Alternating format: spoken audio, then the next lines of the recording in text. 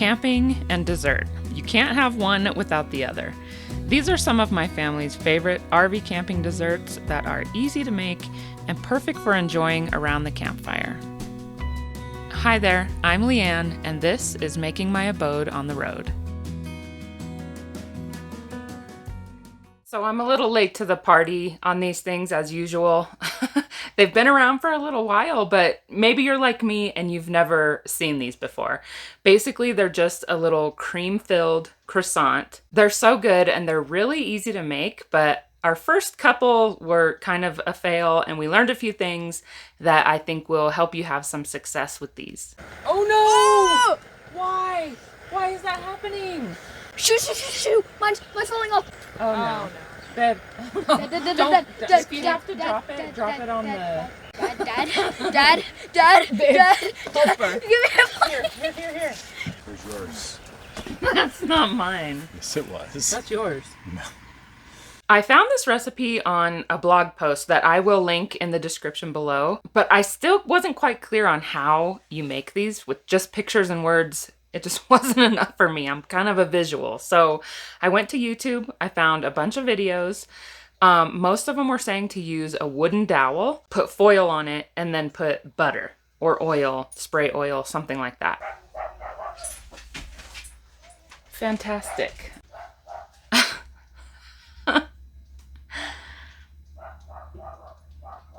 You know what? That's just RV life. We didn't want to buy dowels, and at the time there wasn't an acceptable stick, so we just went ahead and put foil on the end of our marshmallow roasters. So the easiest way to do this was just to fold it in half and then put the fork inside, roll it all the way up, and then once you have it all the way rolled up, just kind of pinch it at the bottom and pinch it all around to make sure it's secure.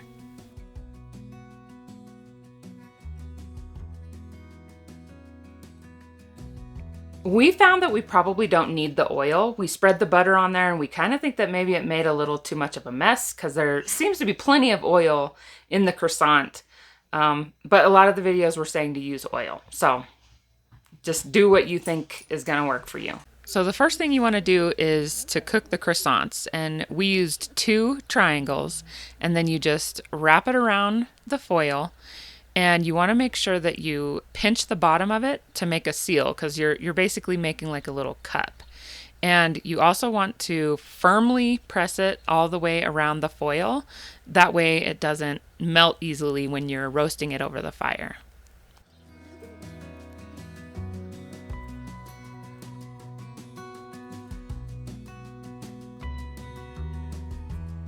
This is the part where you're gonna definitely need some patience. You definitely have to slow roast. If you are turning it too fast, it just melts and turns into this glob of dough. Once your croissant is fully roasted, you gotta wait for it to cool, and then you can just slide it right off of the foil. So the blog that I got this recipe off of mentioned using a squeeze bottle for the pudding, which I thought was just absolutely genius. She used an old ketchup bottle, but I had this squeeze bottle on hand, so I went ahead and used that. It worked great. If you don't use a squeeze bottle, then you have to just use a spoon and kind of scoop it in there, which I could just see making a huge, annoying mess. So this worked really well, and it just made the whole process much easier. So after you put the pudding in, you can top it with Nutella or whipped cream. We did both Nutella and whipped cream, and I have to say, definitely don't skip on the Nutella, but this was absolutely delicious. What in the world is that? We had a hot dog? Oops. It's funny. Oh my gosh. Can I have a bite? Mm-hmm. You know them, you love them. I could not do a camping desserts video without including the classic s'more and sharing some tips to help you get the best possible s'more you can get. The kind that have the perfect marshmallow to chocolate to graham cracker ratio, a perfectly roasted marshmallow, which is relative, apparently.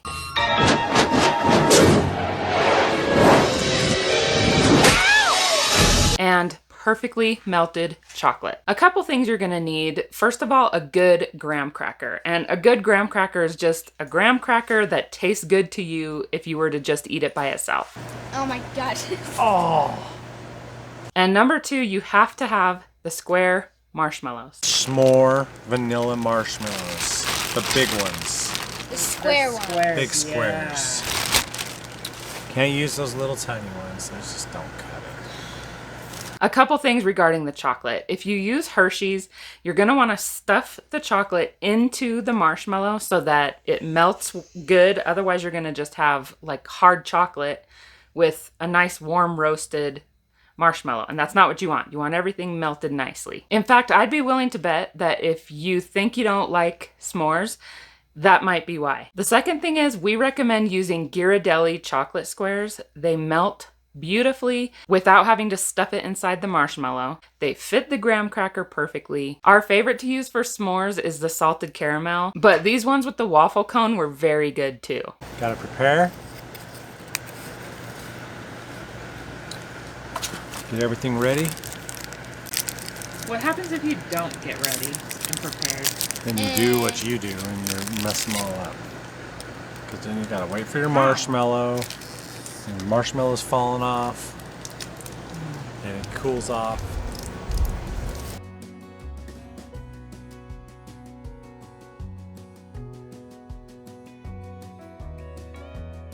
Do you like your marshmallows golden brown or burnt? Golden brown. Golden brown. I like my marshmallow like I like my wife's legs.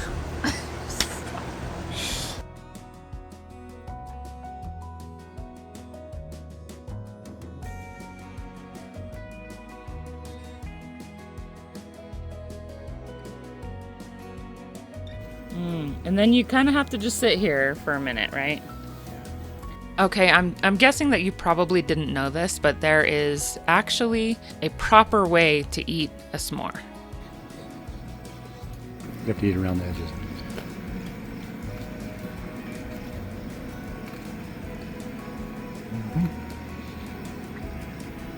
Now you dive in. You're not putting this on here with me taking a bite. Why? Because I'm all, ah.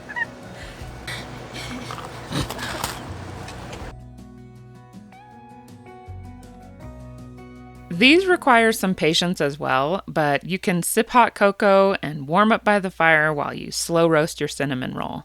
And a pro tip, don't turn the cinnamon roll until one side is lightly browned and it's puffed up a little bit. That way, when you turn it to roast the other side, there's something for the dough to hold on to. If you turn it too soon, the dough will just melt and turn into a goopy mess. Once your cinnamon roll is roasted, you can spread the frosting on and enjoy either, as an after dinner treat or a sweet breakfast treat by the fire. Caramel apple crisp foil packs. You can cook these over the fire, on the grill, or even your Blackstone, which is what we did. So in this bowl, I have 2 green apples finely diced, a tablespoon of butter diced up, 1/4 cup of brown sugar, 2 teaspoons of cornstarch, 1 teaspoon of cinnamon, a 1/4 teaspoon of nutmeg, and it calls for a 1/4 teaspoon of cloves, but I didn't have any ground cloves, so I just used pumpkin pie spice because there's some in there. So then you're just going to mix that all together really well, and I have a piece of foil and parchment paper that I'm using. The parchment paper is optional. I just did that because I don't want the food touching the foil, but you can do whatever you want to do. So just dump that out onto the foil. And then you're going to mix up your topping, which is 4 tablespoons of butter diced, a 1/4 cup of brown sugar, a 1/4 cup of oats, a 1/4 cup of flour, 1 teaspoon cinnamon, and a 1/4 teaspoon each of nutmeg, cloves, and salt. The recipe said to cut the butter in with a fork, but I didn't really think that was necessary. So once you have that all mixed up, you just put it on top of the apple mixture as evenly as you possibly can. And then you just wrap the foil up around everything as tight as possible. I don't think I actually did it tight enough. So just because it leaked a little bit, but get it nice and tight, and then you'll be ready to put it on the grill. I mentioned before the different cooking methods for these. You could do them in the oven, over your fire, grill, or the Blackstone. The recipe said that if you're using a grill, that you want to preheat it on high, and then when you go to cook them, turn it down to medium and close the lid. So I did the same on the Blackstone, but I used my dome since our Blackstone doesn't have a lid. The recipe also said to cook it for 7 minutes. This is obviously going to vary whether you're using, a grill or a campfire. But I did 7 minutes and it came out perfect. I didn't touch anything. I didn't move anything. I just put it on, put the lid on, did a timer for 7 minutes, and it came out perfect. Whew, still pretty warm. I'll tell you what, it smells good. It smells so good.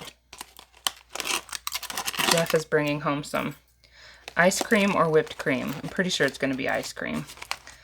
Oh my gosh, it smells good. Ooh, look at that. Oh, it smells like, it smells like apple crisp. Oh my gosh. Yum. And then you take your caramel syrup and just drizzle it across. And you can make homemade. But this was just easiest for me. Oh my goodness, yummy. Definitely need some ice cream. Oh, the apples are totally done. One thing I'm not sure about, I hope it's not burnt on the bottom. Ooh, it's a little crispy. That might be really good though. Sometimes burnt sugar tastes good. Maybe a second layer of foil would be best. Anyway, I'm gonna taste this. I think that the oats, you might, because I didn't use quick oats, so you might want to get quick oats if you don't like the chewiness. Well, the apples are still kind of, oh, this is perfect. And that doesn't taste burnt at all. My kids might think it tastes burnt. You know how some people are more sensitive to that bitterness of burnt? It's so good. No Bake Cheesecake. I've been using this recipe for years. It's so easy and so good. You can make it any flavor you like, from plain to cherry to cookies and cream. This is a great one to make ahead. It makes 2, so you can put one in your freezer for another occasion and put the other in your RV fridge for a camping trip.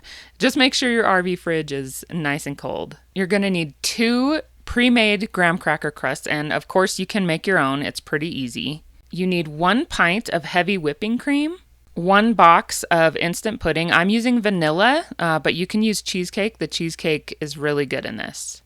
And then you need 24 ounces of cream cheese softened.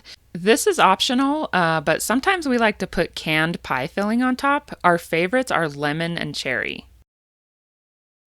If you don't have time to wait for the cream cheese to soften, or if it just didn't get soft enough, you can microwave it for 30 seconds at a time until it's very soft. You want it very, very soft so your cheesecake won't be lumpy. So the first thing you want to do is make the whipped cream. You can use a 8-ounce container of Cool Whip. I just prefer the whipped cream. I don't put any sugar in it, so it makes it less sweet. Sometimes if you use the Cool Whip, it is just way too sweet. So all you want to do is mix the heavy whipping cream until you have stiff peaks. And once you have that all mixed up and whipped up, just put it in the fridge. Next, you're going to whip up the softened cream cheese with the instant pudding. It's a 3.5 ounce package, and you just put it in and mix it up until it's completely smooth.